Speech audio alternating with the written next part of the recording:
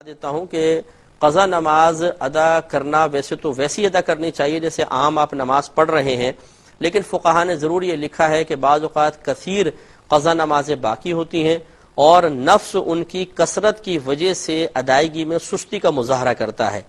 ایسی صورت میں اگر ان نمازوں کی ادائیگی کے سلسلے میں تخفیف سے فائدہ اٹھا لیا جائے تو نفس باخوشی راضی ہو جائے گا، اور بہت بہتر ہے کہ وہ نماز میں تخفیف کر کے نفس کو راضی کرتے ہوئے تاکہ یہ مسلسل ساتھ دے اور جلدی جلدی نمازیں ادا ہو جائیں، اس چیز کو اختیار کرنے میں حرج نہیں ہے۔ وہ تخفیف یہ ہے،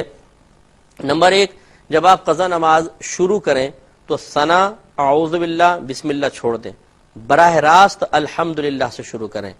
علم شریف پڑھیں، سورت پڑھیں۔ اب آپ رکوع میں گئے تو رکوع میں 3 تسبیحات کے بجائے صرف ایک بار تسبیح پڑھ لیں، لیکن اس میں ضرور ہے کہ جب آپ رکوع میں آرام سے پہنچ جائیں اب تسبیح پڑھیں اور ختم کر کے پھر کھڑے ہوں۔ ایسا نہیں کہ اوپر سے پڑھتے ہوئے گئے اور بس یہ رکوع میں گئے اور اٹھ گئے، اس سے پھر فرض پورا نہیں ہوگا۔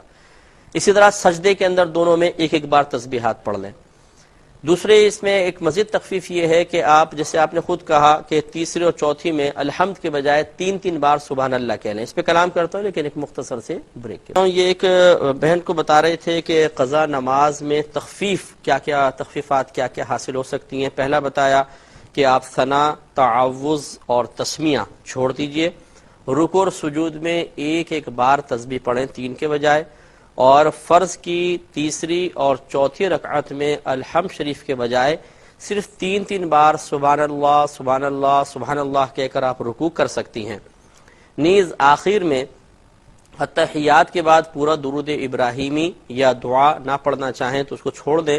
اور صرف اللہم صلی علی محمد کہہ لیں، یعنی اتحیات پوری پڑھیں، اس کے بعد اللہم صلی علی محمد کہہ کر آپ سلام پھیر سکتی ہیں۔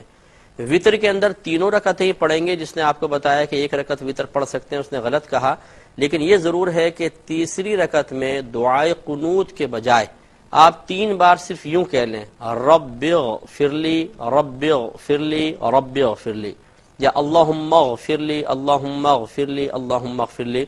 اتنا کہہ کے آپ رکوع کر سکتی ہیں۔ تو اس سے بہرحال نماز کافی مختصر سی ہو جاتی ہے اور نفس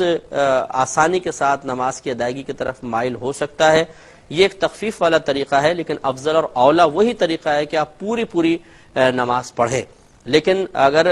پوری نماز پڑھنے کے سلسلے میں نفس اتنا غالب آ رہا ہے، سستی کر رہا ہے کہ پڑھی نہیں جا رہی، تو اس سے کہیں زیادہ چھوڑنے سے کہیں زیادہ بہتر یہ ہے کہ آپ تخفیف والے طریقے کے ساتھ نماز کو ادا فرما لیں۔